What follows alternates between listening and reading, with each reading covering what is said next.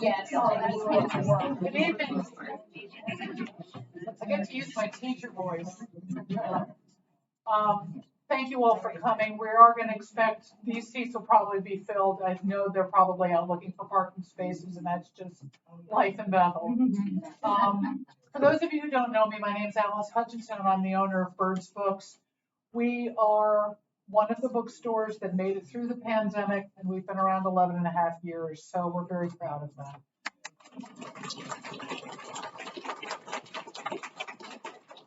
And I think the reason we made it through it is because of all of these kinds of events and for our community. Bethel hunkered down and supported their two commercial districts like no place I've ever seen. And we basically turned it into a warehouse and said, how many would you like us to put in the back of your car? That was when we weren't touching anything.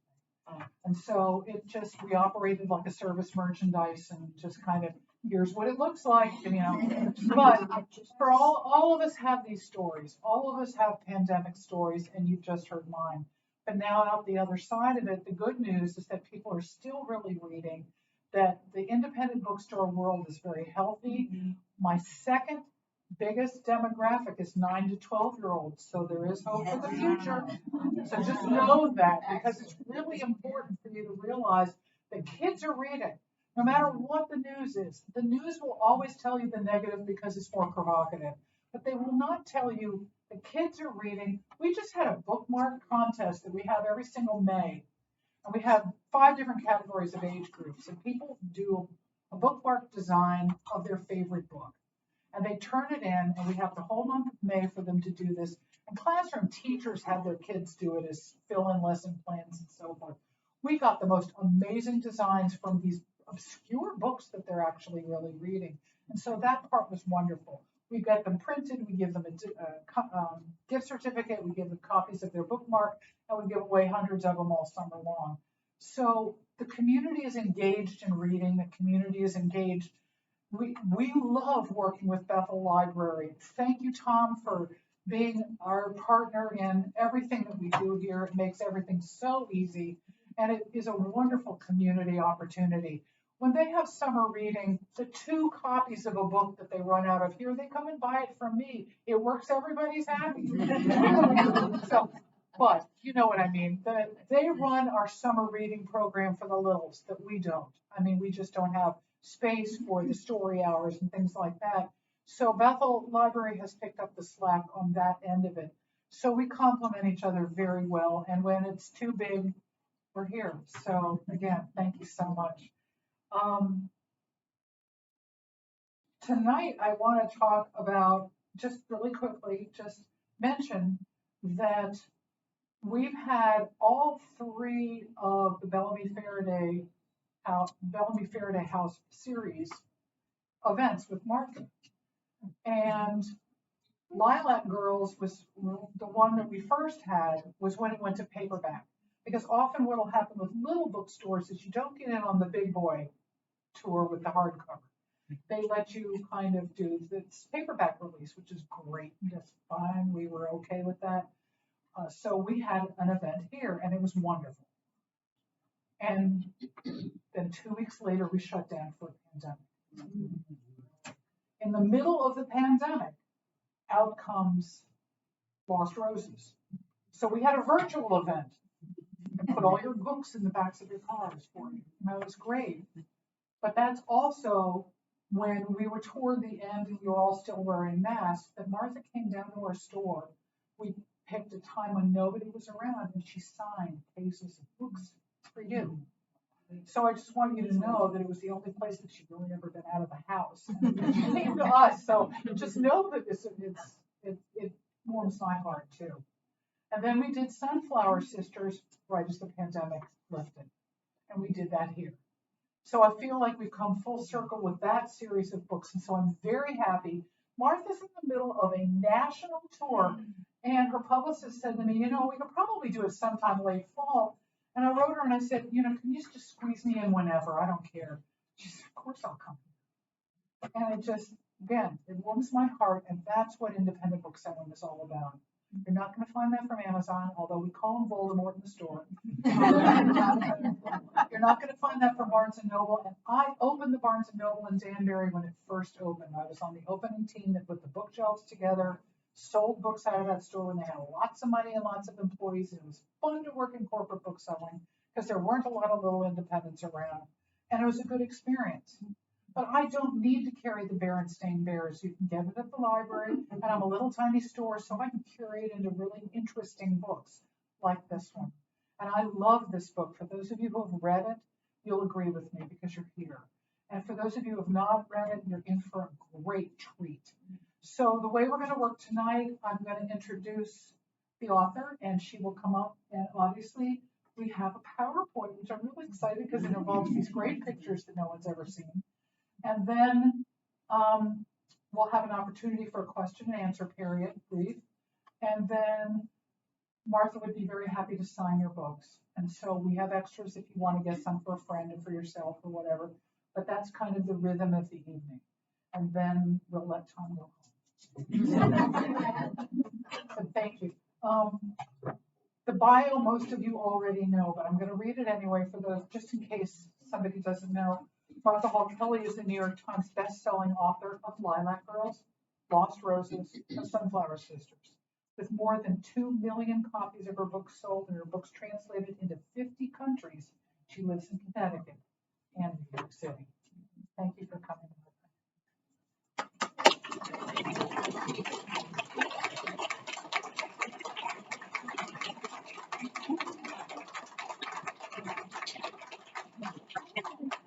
Oh my God, this is my cane. Your cane. Oh my gosh.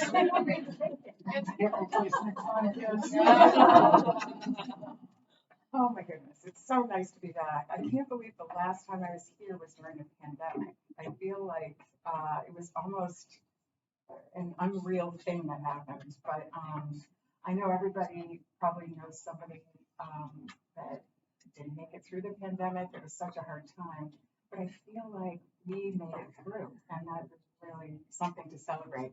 You can't hear me back there? I'm so sorry. Okay, I'll really try and project. Yes.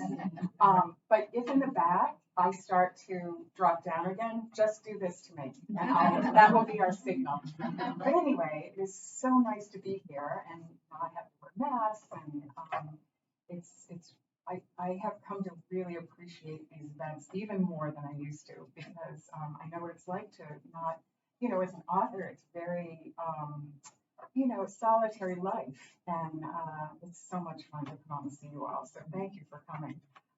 So I'm going to piggyback on what Al said. I am going to talk for about 35 minutes about just my journey and how I came to write my first book, Lilac Girls.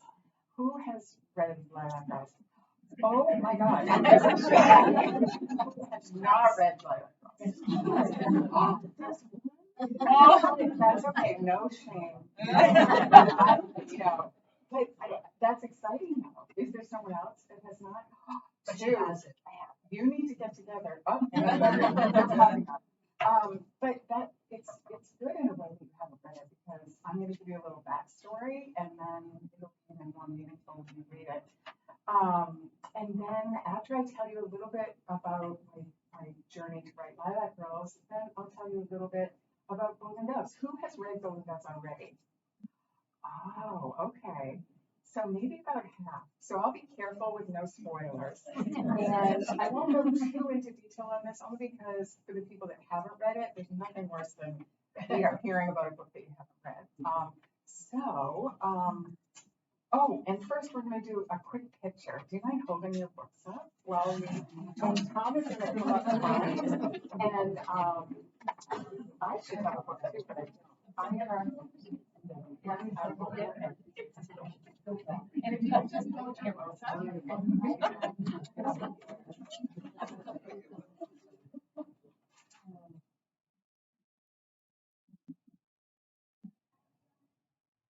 Thanks, guys. I appreciate it. I have a collection of those that, this winter when I'm sad and solitary, I can just, look through them. I remember the good days. But anyway, Lilac Girls. Oh my goodness. it feels like forever ago, but it all started back in 2000, and I lived in Fairfield, Connecticut, and I had just lost my mom, and I had three little kids, and I was really, really sad. And my husband who's here in the back there, right? He features prominently in the story. He said, why don't you go up and see that house you've always wanted to go see? And he knew I had always wanted to see the Bellamy Faraday House and Gardens. And oh, I see some heads nodding. Have you guys been to the Bellamy Faraday House?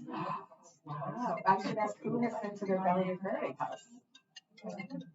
Wow, that's great. If you haven't been, it's an amazing place. It's so fun. If you've read Lilac Girls and you haven't been to the Bellamy Faraday House, you really have a treat in store. Because I feel like Caroline's, if she's still there in a way, it's really pretty cool. So he did not have to ask me twice. I get in the car. He said, I'll take care of the kids. And so I went up to the Bellamy Faraday House and Gardens. Back then, I was the only one on the tour. These days, if you go, it's so crowded. There's busloads full of book clubs coming in. But that day, I was the only person on the tour because it was a very sleepy place back then.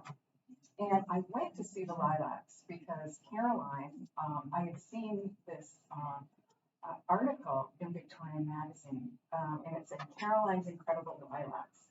And it had a little picture of Caroline Faraday, and then, of course, the house and lilacs. And so that day, the lilacs did not disappoint. They were so fragrant, and they were so beautiful. And it was a really nice way to remember my mom. And then I was going to just go home, but I thought, maybe I should go. I paid my $3. That's what it was back then. Maybe I should go inside and actually take the tour.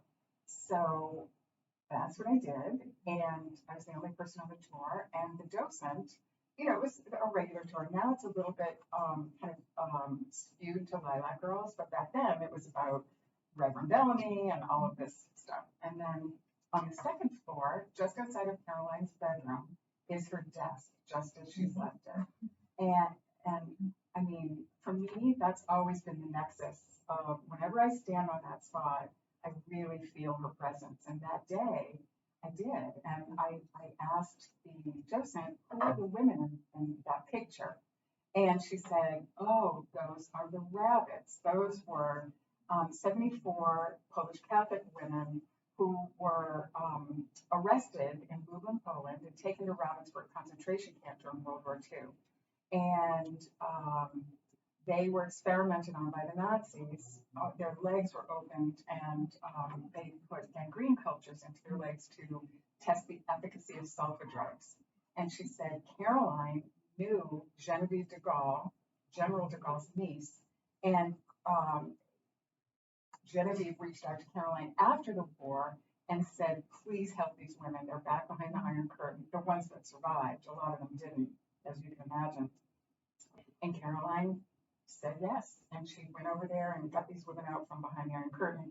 And you all know, if you've read Lilac Girls, what happens then. So, but that day, I didn't know any of that. And I drove home that night. And back then, you could purchase lilacs from Caroline's Lilacs. And I had one in the car with me. It was perfume in the car as I drove back down to Fairfield. And I just could not stop thinking about that story. I thought, how did that get lost? Because I had never heard of it. Of course, it happened before I was born, but still. And so I started going up to the Bellamy Faraday House and researching. And I did it all in secret. My sister, who keeps a diary of everything, she said, you told me to not tell a soul. And because I felt a little bit, it was just, I didn't want anyone to know what I was doing. I wanted to keep it secret and special. And that's what I did for years. And I just kept going up there and researching Caroline. If you go into the Welcome Center to the right, there are some stairs that you can go down, and that's the old root cellar.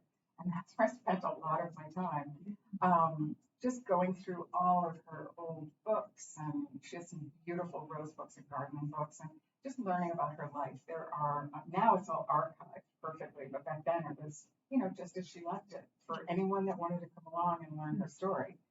And I feel like that day she kind of tapped me and said, well, you're good as anybody to tell my story. But because I was not a writer. I was an advertising copywriter and I wrote commercials. But I had retired. My son came along. He was our third child. And he kicked the slats out of his crib one day and walked out. And I thought, oh my God, I need to stay home with these children. He was 8 years old. Was that too old to have kept him in a crib that long? He was like, I don't know, like not even a year old, and he was a large child. So I had thought, well, that's the end of my career. And suddenly I started thinking, well, maybe not. Maybe there's a third act in here or a second act. So I did that for a while, and then my husband and I went to see a Broadway show, God of Carnage, and starring James Gandolfini. And afterwards, we went out to dinner with a couple, and a female half of the couple, named Betty Sargent, wonderful woman. We started talking, and I started telling her, and I don't know why I did, but there are these Polish women, and I started telling her the story over drinks, and she said, oh, you should write that. That would be a great novel. And we have a new Polish daughter-in-law. We're really interested in Poland. And by the way, did Mike tell you I'm a book editor? And I said, oh, Mike did not tell me you're a book editor. And she said, you should write this. All I need is a chapter. And I thought, wow, I mean, how do you even do that? I had never taken a creative writing class in school. I had been a journalism major. And so I just kind of tucked that away. And then Mike became the CEO of the Weather Channel, my favorite show. It's just so easy to keep that on. And we moved to Atlanta. And by that time, my older daughters had grown up and they were in college, but Mike was still in high school. So we brought him down to Atlanta. And one day, and I had no friends, which is, it sounds sad, but it's just the way that it was. I was like the weird northern lady down there. And so one day, and I had tried, I had made attempts with Mike's friends' moms to go to lunch. And, but all I wanted to do was talk about Ravensbrück concentration camp. I had one mom say to me, I thought we'd talk about something besides concentration camps, but I guess not. I'm so sorry. So anyway, that was life in Atlanta. And one day I took my son to school because he was still not driving, and he was 17. And I dropped him off, and then I went through the Starbucks drive-through. And I ordered my usual decaf cappuccino grande, and by mistake, the barista gave me a caffeinated one. And I went home, and the Lilac Girls just started pouring out. I had gone to Catholic school and for high school, and the nuns used to talk about the ecstasy of marrying Jesus. And I used to think, well, I'm not going to be a nun, that will never happen to me, but the ecstasy part I was really interested in. And that day I thought, this is my ecstasy. It was really, really an amazing experience. And it didn't come out in any way perfect. And it was all from Caroline's point of view, because, that's, the way that I learned the story. So I sent a chapter to Betty, and she said, great, keep going, and add dialogue. And I went, I don't know what they said. I mean, she was a real person. She said, it's a novel, make it up. So I started Googling, and, I started kind of understanding, how to write dialogue and that kind of thing. And now I feel like I kind of have a good handle on it 4 books later, or 3 more books later. And I just started writing, but I thought, I want to tell it in the same structure that The Help was told. Remember Kathleen Stockett's book, The Help? I loved that book, and I just read it. And I thought, how hard could that be? She just tells it from 3 different point of view of women. And hard. Yeah, once I get into it, I realized. But at the beginning, when I started writing Herta Oberhaus's chapter, the Nazi doctor, and Kasia Kuzmaryk's chapters, the Polish girl, she was 16, I couldn't write those chapters. I didn't know anyone German or Polish. And so I went to my son, the slap kicker, Michael, and 17 at that point, and I said, would you come to see Ravensbrück with me in Germany and go to Poland, where these women were from? And I bribed him. And, you know, it's not my proudest mom moment, but I bribed him. I said, you can have one beer. And he got really enthusiastic because, you know, it was legal to drink in Germany if you're 17. So we went off to Poland, and it was life-changing to see, because I had read so many first-person stories, like memoirs from the so-called rabbits, and they all wrote their stories. And so I had become so sympathetic to them that walking around Lublin, which is where they were from, was just, I felt like I was from there. And then we took the same train route that the women were forced to take from Lublin to Berlin, and then up to Fürstenberg, which is where Ravensbrück concentration camp is, where the women were taken. They were just Girl Scouts at the time. The youngest was 14. And when we stepped off that train platform, oh my God, it was so sad, but also joyful in a way that I finally had made it there.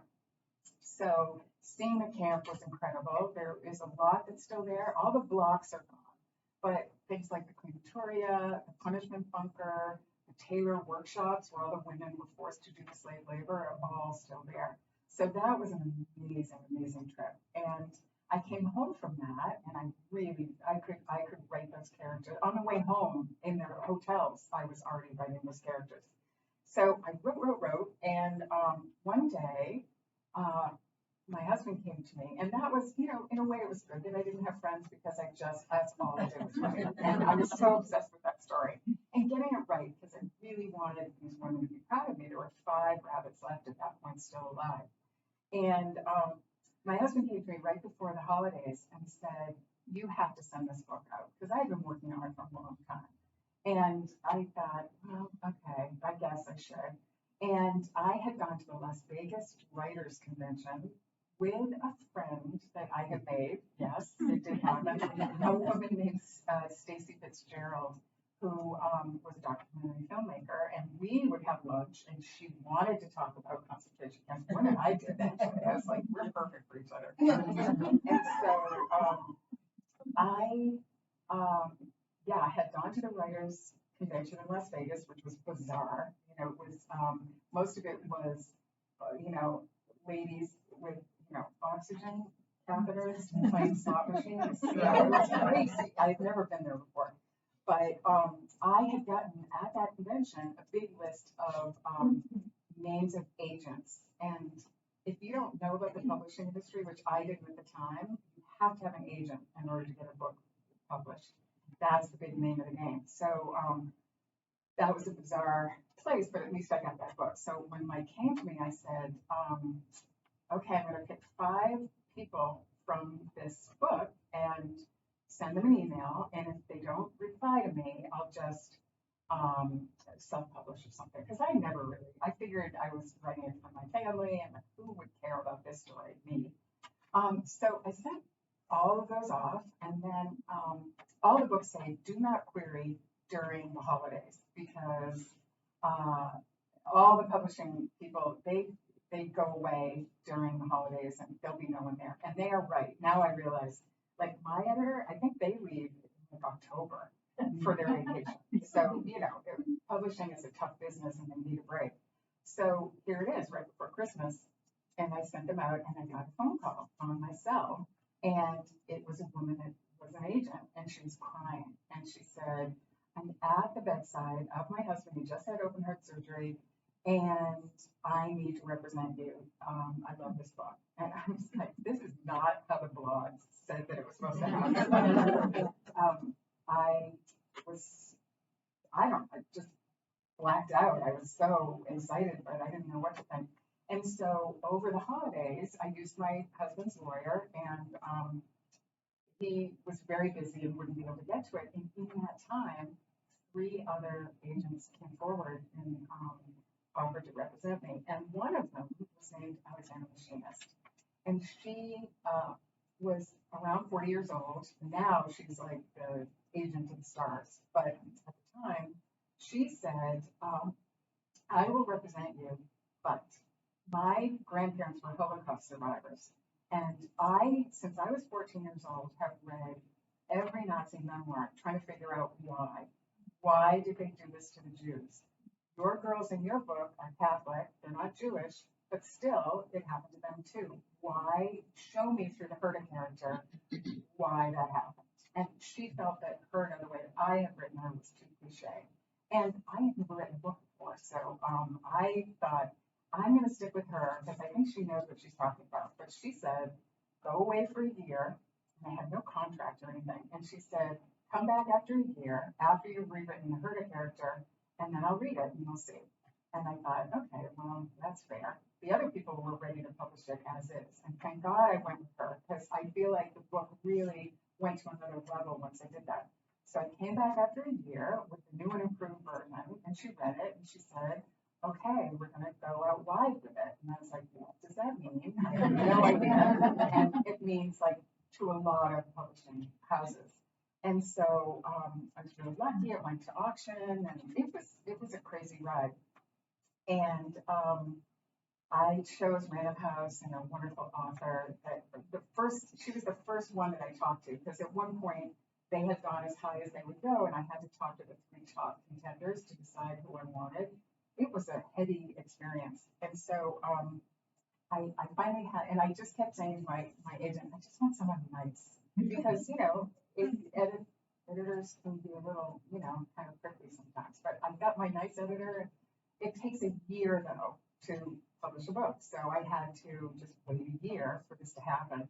And from that time, I went back to Ravensbrück. I went with my friend, Stacy, and she brought a film crew and said, do you mind? I would like to do a documentary about Caroline and the Rabbits. And I said, no, that would be great. So it was amazing this time. It was hard though, because I arrived at Ravensbrück this time and it was full of people. And rabbits came in a bus from Poland, and they got off the bus kind of, infirm, and one was in a wheelchair. And the rest of Germany had moved on. They were there on their expenses, and they were giving speeches. And we got a chance to, once Stacy interviewed the 2 rabbits that were there, I got a chance to talk to them through an interpreter. And that was one of the best days of my life. And I asked one of them, Stasha, who had been 14 years old when she was operating, and I said, how does it feel coming back here after all of that? I said, I don't think I could do it. It must be really hard. And she said, when we first came back to Poland, it was hard. And we all were very sad. We couldn't dance anymore.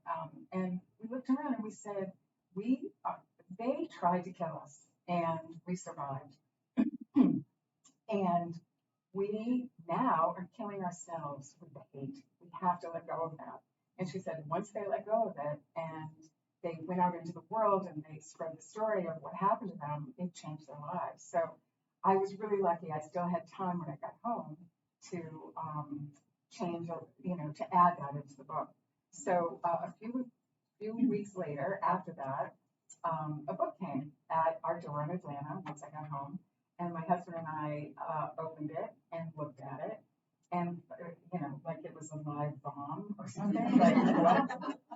I didn't really want to look in there in case there was a typo, and I thought, who's going to read this? So a synagogue had called me from Long Island and wanted me to come speak. But they wanted the book first. And this was back before, you could just like have them read an ebook. And so I went to my local UPS store. And I don't know about your UPS store here or your local UPS store, but the one in Atlanta where I lived, the man, very nice, but very A-type that ran it. And there were signs all over, like at the cash register, no cell phone use or no credit cards, cash only. And I was always like very mindful of his rules. And so I handed him the book and my American Express card, and my phone started ringing. and I didn't have my glasses, and I thought, oh no, what do I do? And I thought, I better get outside, and I'm not gonna take the phone call in here. So I went outside, and I answered it, and it was women screaming and champagne corks popping, and it was my editor, Kara, saying, oh my God, you made the New York Times list. And I still am pinching myself, but, they said, go to dinner with Mike. And I said, he's traveling, but, and so I went back into the UPS store and I, said to the UPS guy, you may wonder what that phone call was all about. I'm a New York Times bestseller.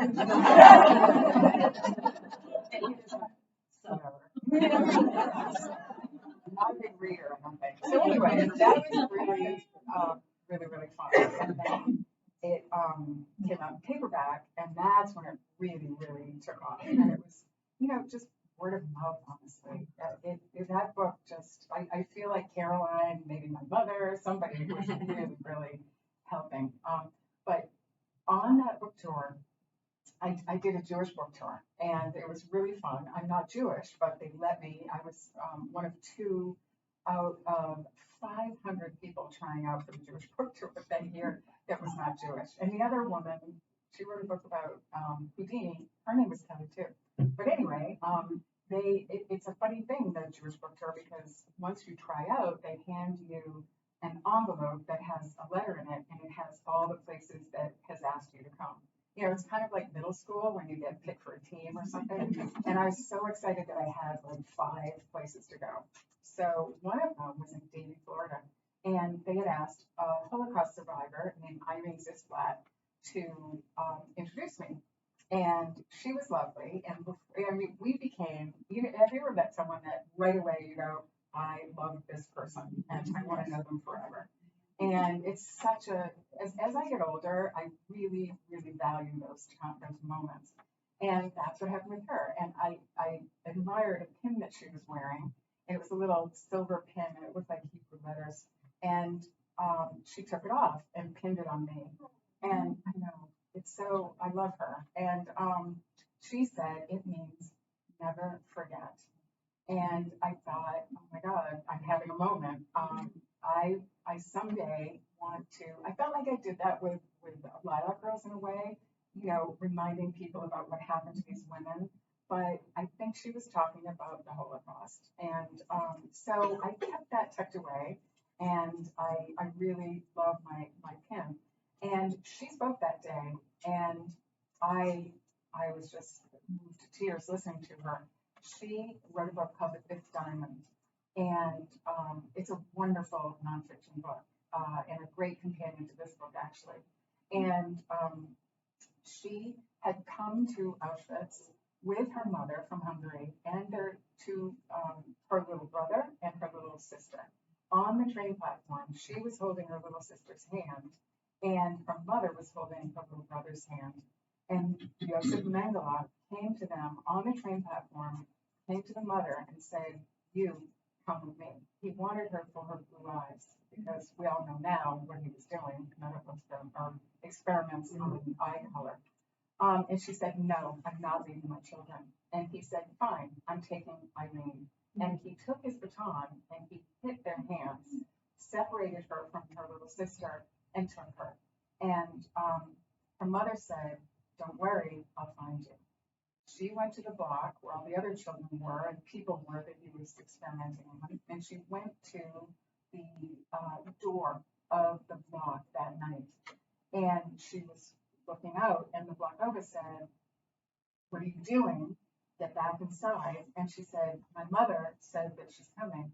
And the Blokova pointed to the chimney and said, see that? That's your mother. She's not coming back. Mm-hmm. And Irene said she knew then that she was on her own.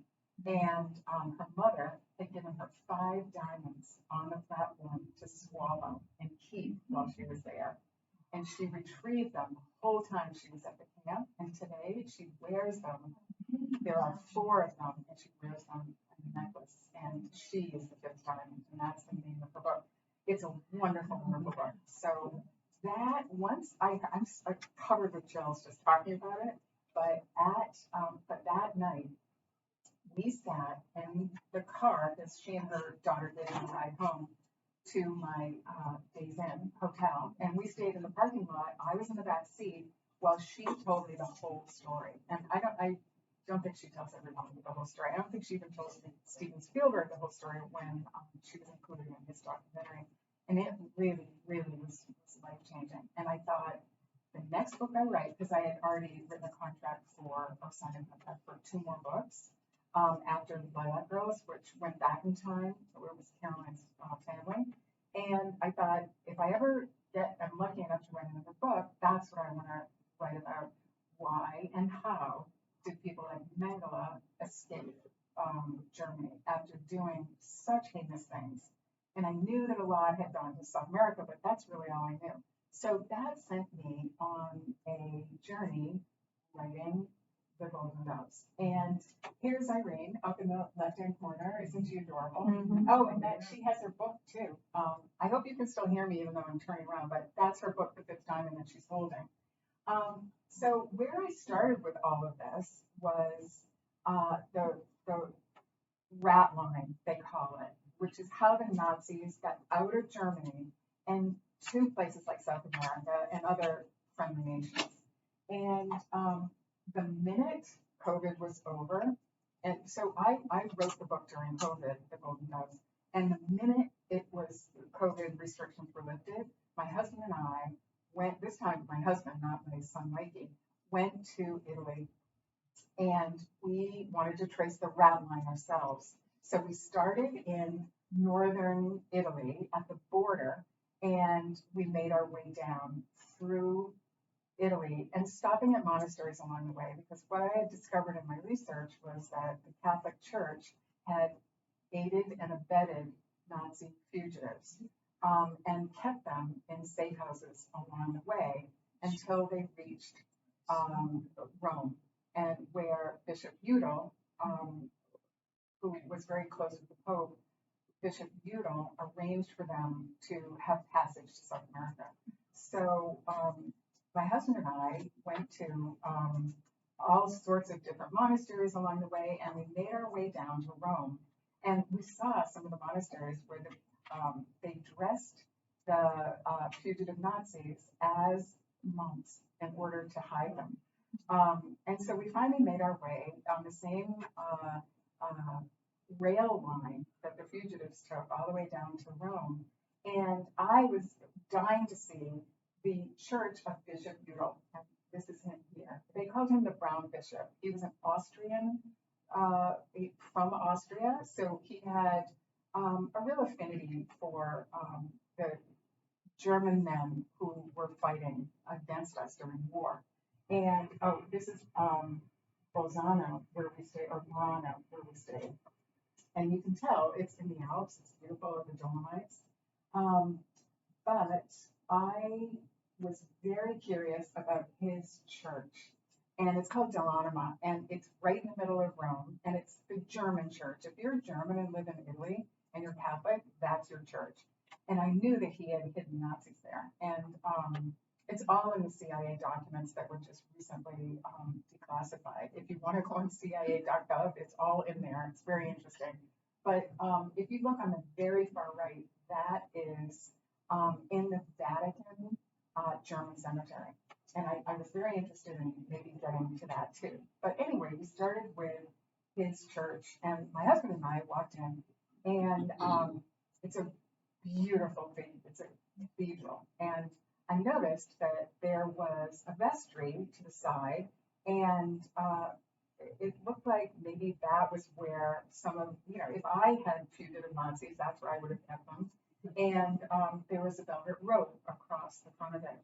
And I'm very shy when it comes to, not going in places where I don't feel like I'm welcome.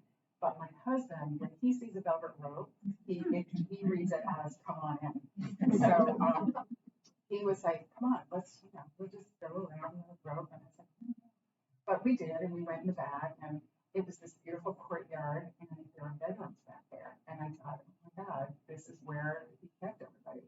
Meanwhile, while we're snooping around in there, an Italian woman came running out saying, "No, no, get out, get out." And my my husband was like, and she said, "Did you not see the velvet rope?" And he was like, "No, I did not." Right. And so we scooted out of there, but it was amazing to see that. And then we went to the Vatican, and we had both, my husband and I had been on the tour and all of that, but we were standing there in 100 degree heat. This was last year, and we were thinking, you know, what's going on over there? Because people were queuing up. They had all the Swiss guards if you've ever been to the Vatican, and people were queuing up. And my husband was like, "Let's just go over and see." I was like, "Okay." I knew he was gonna like embarrass me or something. And so we stood in line, and we realized, or he did, because he was talking to people online, and they were German, all of them. And he found out they are going to the German cemetery. And it's a thing that you can stand in line and they take you into the Vatican, behind the Vatican walls, into Vatican City to go to this German cemetery. And he was saying, well, my grandfather's name was Schmidt, so, you know, I'm kind of eligible to be in there. And I was like, okay. So pretty soon they were like, okay, everybody come along. And I thought, there's no way that this guy is buried in the Vatican cemetery. He was such a stain on Catholicism in general for helping all those Nazis escape. I mean, we're talking thousands. And he's very controversial. And so we were looking around, and once we got in there, it's a beautiful cemetery. All of the stations of the cross are lined up around the outside with these mosaics of whatever cross or station it is. And my husband came to me and said, "Oh, I found a mimeograph, that dates me, a Xerox copy of all the people that are buried here, and look who's here." And it was Bishop Udall. And I said, "Oh my God, he's in here somewhere." And we looked around, and we came to one of the Stations of the Cross, and it is a very famous one that people love, and it's the Women of Jerusalem, and it's got the Good Samaritan in it. And he said, "Look who's buried underneath the Good Samaritan," and it was Bishop Udall. And we both, I'm still getting chills. We looked at each other like, this is a Da Vinci Code moment. Is anyone watching us? Maybe we better get out of here. But we discovered that that's where he was buried. So that was an amazing discovery. Just some of the other things on here are, this is Colonia Dignidad. I don't know if you've seen the Netflix series about the Sinister Sect. If you haven't, it's amazing. I didn't know about it before I wrote the book, but I based the orphanage in South America in my book on Colonia Dignidad. And if you look to the right, that man is Paul Schaefer. He was drummed out of Germany. He was, I think, a pedophile, but he took all of the children that he had after the war. He was posing as a priest, and he moved them all down to Chile, where he had a cult, basically. He was a charismatic leader. And he started this thing called Colonia Dignidad. And once you watch Sinister Sect, you'll realize what they were doing there was terrible things to women. And they were taking the female children that were born at this camp and raising them in Nazi ideology. So that is a big part of the Golden Nose.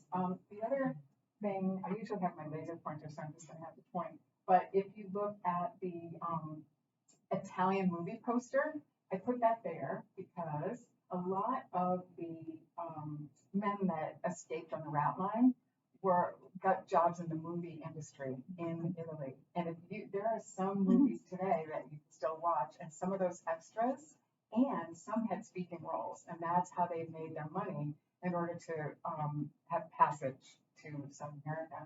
And I also got very interested in something called Operation Paperclip that probably a lot of you already know about. And that was a covert program where the United States was bringing over scientists that they didn't want the Russians to get, German scientists. And here is a picture of all of them. And they cleaned up their resumes. They were former Nazis. And that's really what the book is about. How we could have done that, brought all these people over when they did such terrible things. Upper right-hand corner, that's Nina Ivanska. I based Kasha in Lilac Girls on Nina.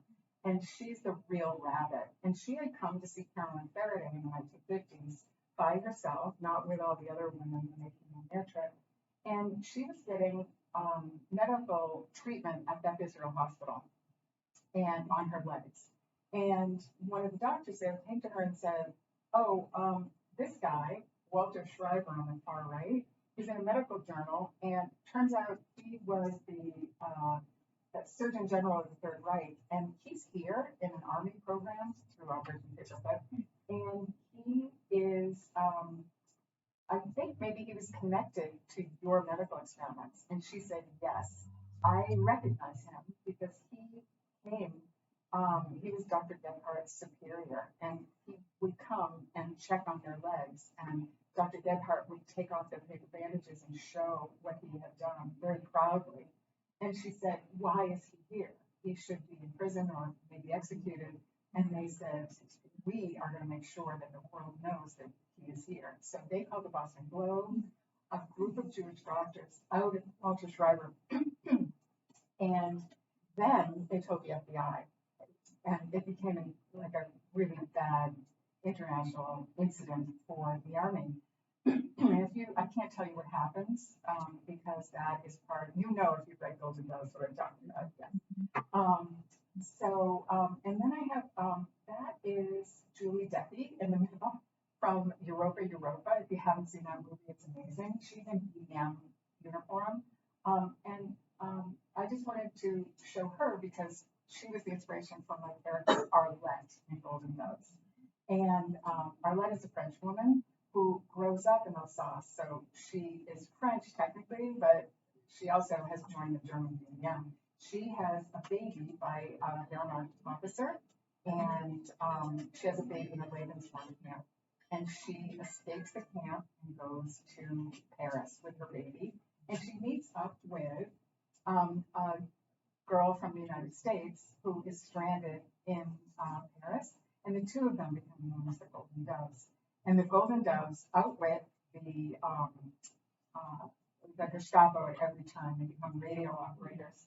And at the very top is my character board, which I always do for all of my books. And I don't know if you recognize some of them. That is, I'm going to say Jose. Yeah, she's from Harry Potter, most people. She's who I was thinking of for Arlette. And then to the right is Natalie Portman, love her. And some other people. Who? I think it's Ben Whishaw. Oh, is he? Yeah. Oh, I didn't even know. Yeah, with that. Yeah, that I was thinking of and then on the far right, that is, oh my God, I'm forgetting. Oh, yeah. Oh, yeah. He's British too. He is. And does anybody recognize him on the right? Well, anyway, yeah, he's amazing. And he's the love interest I thought of for Josie. So anyway, that is Golden Doves. And I just want to wrap up by saying it's really been a wonderful second act. And, people like you and the readers that have read them have really made it all possible. But I want to say, if anyone ever says to you, you should go see that house, or you should go see that exhibit or something that you just have an inkling that you want to do, go do it, because you just never know where it's going to lead. Just make sure the coffee is caffeinated.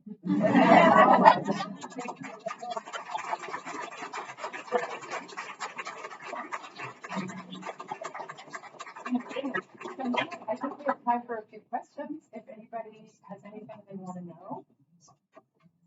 I know it always takes a couple seconds to settle in. Yes. Did Pope Pius understand what was going on with the bishop, and did he accepted it? Let me just say that question so did Pope Pius understand what was going on, and did he accept it? That is the $1 million question. If you Google that online, there are all sorts of chat rooms where people talk about, did he know, did he not?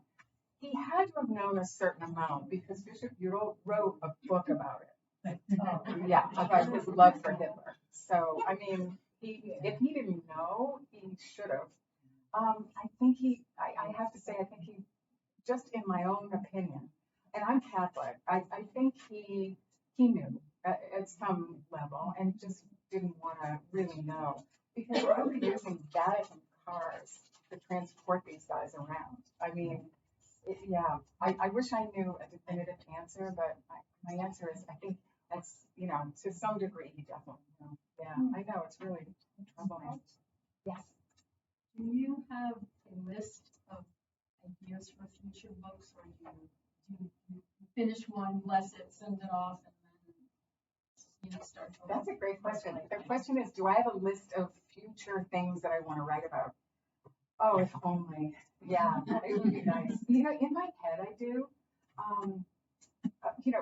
I was lucky with the first 3 books because I went to them right away at Random House and said, this is what I want to do. I have all this research. I want to write about Caroline's family. I was set for a while. And then I realized, oh, what do I do next? Or who knows?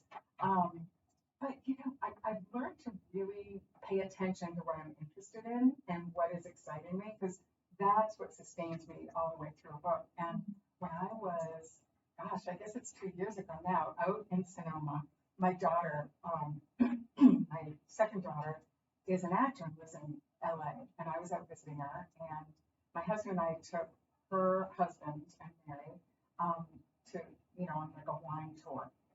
And I was in the back seat with Mary, and my husband was driving, and her husband Chase was in the passenger side. And we were talking about, oh, what are you going to write next? And I was like, I don't know. And Chase turned around and said, why don't you write about Martha's Vineyard? And I said, because my family had come to Martha's Vineyard in 1891. My mother was from there.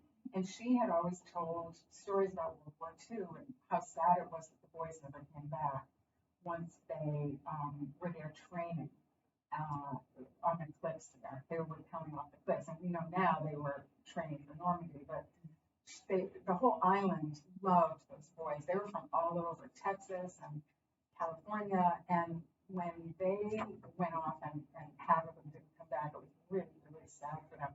So I thought, well, maybe I could write that. And my daughter said, I would read that book. And I was like, okay. So that's what, I'm almost done with it now. Yeah, I have 10 more chapters to write. But yeah, it's really fun. They always say the most personal is the most creative. And I think that's really true in this case, because it's based loosely on my mother, and one of the characters, is my mom, basically.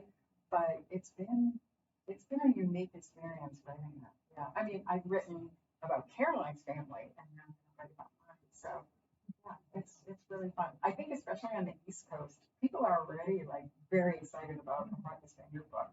They mostly want to know about the party, the launch party. So I'll keep you all in the loop. But it's going to be fun.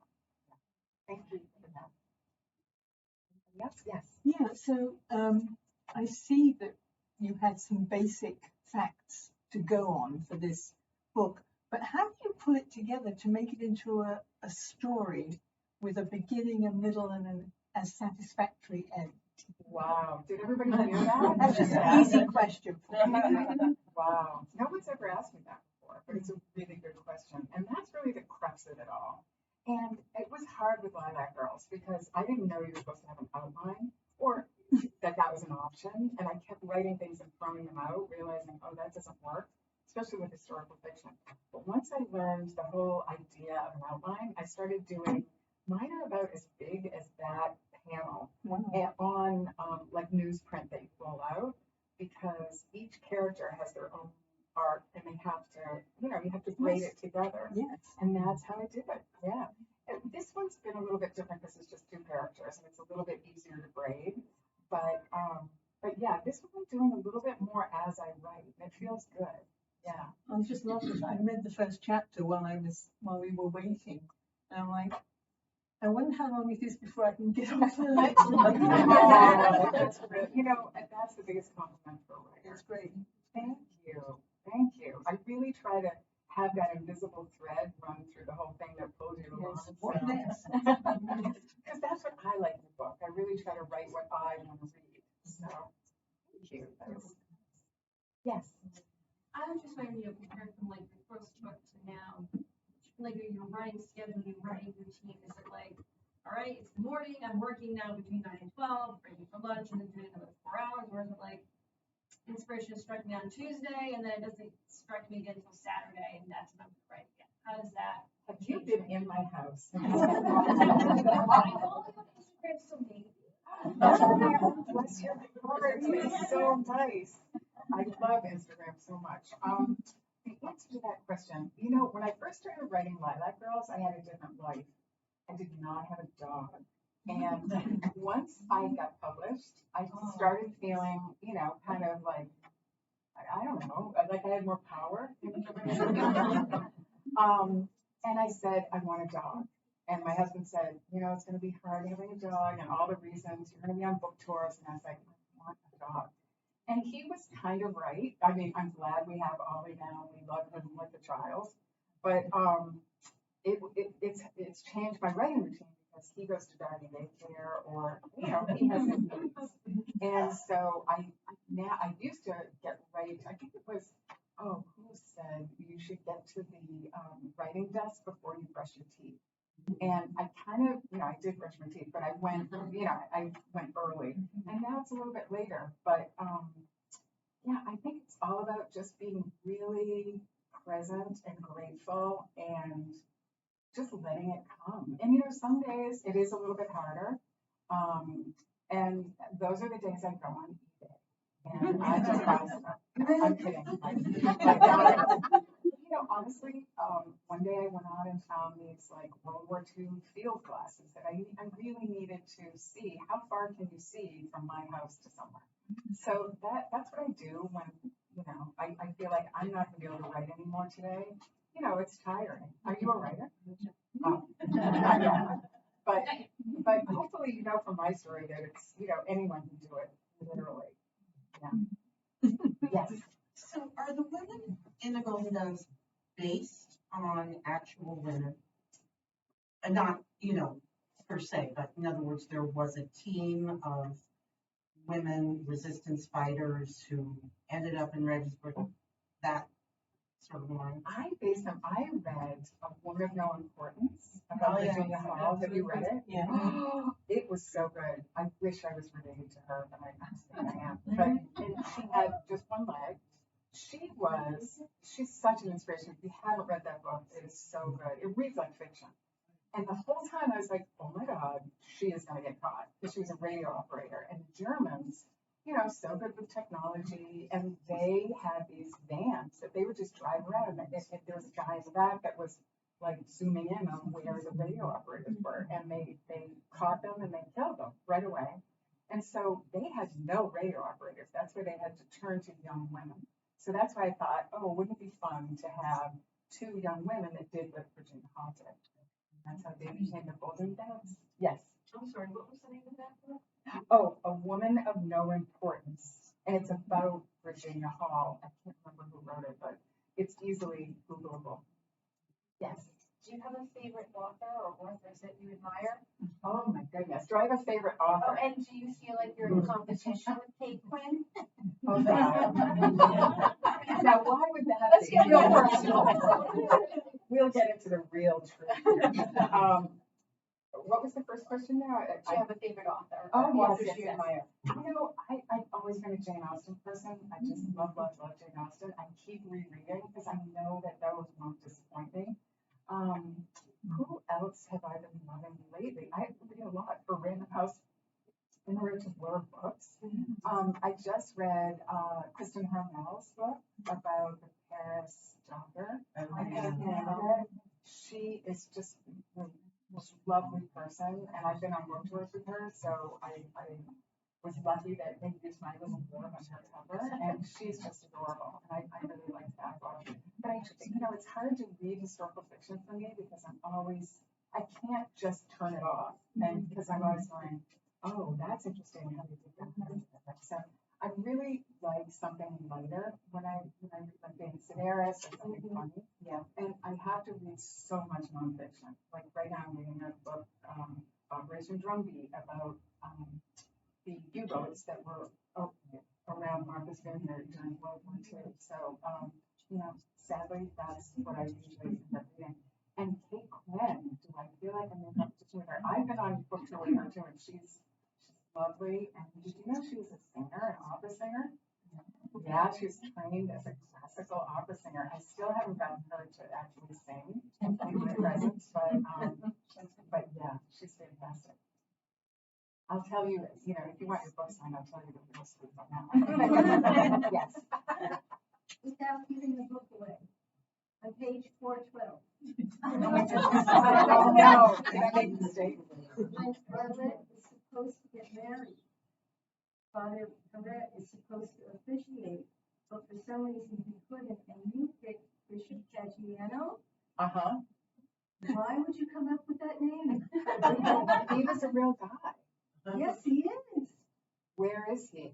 He's the bishop of the He's the Diocese parish. of Bridgeport. Oh, no.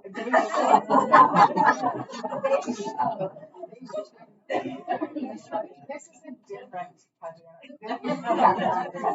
You're not the first to say that. They were like, did you talk to me on Instagram?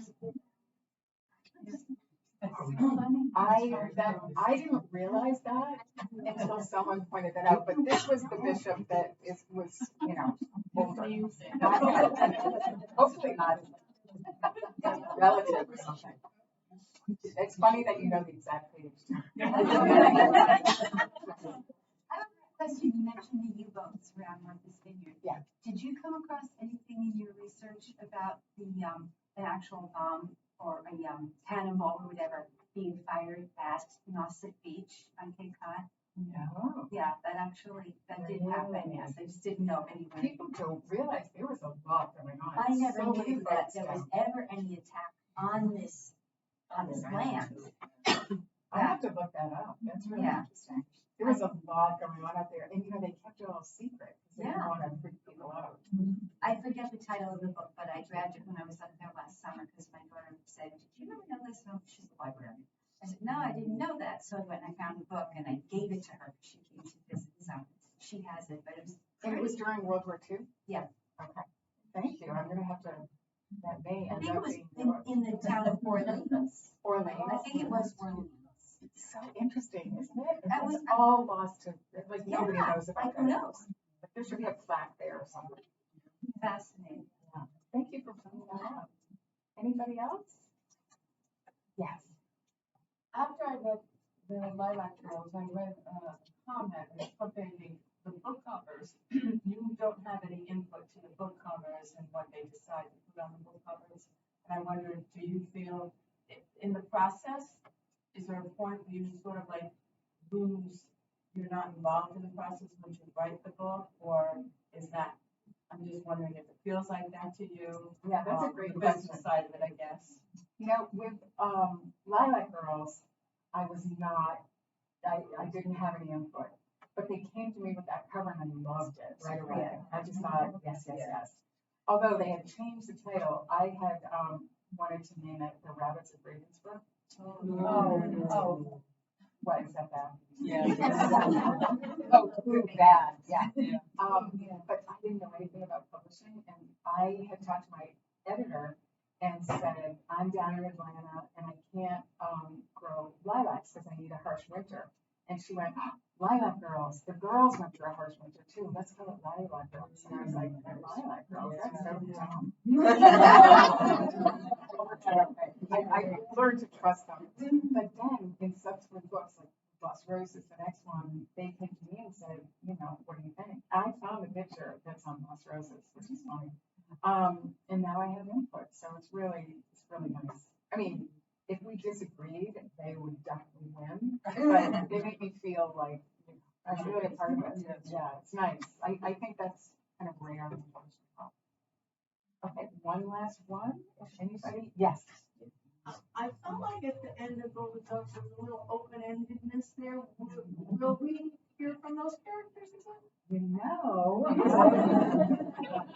my husband, I call him plot whisperer because at night we, talk about plot, and we have plotted it out. I know exactly what's going to happen to those characters, and it's actually really exciting.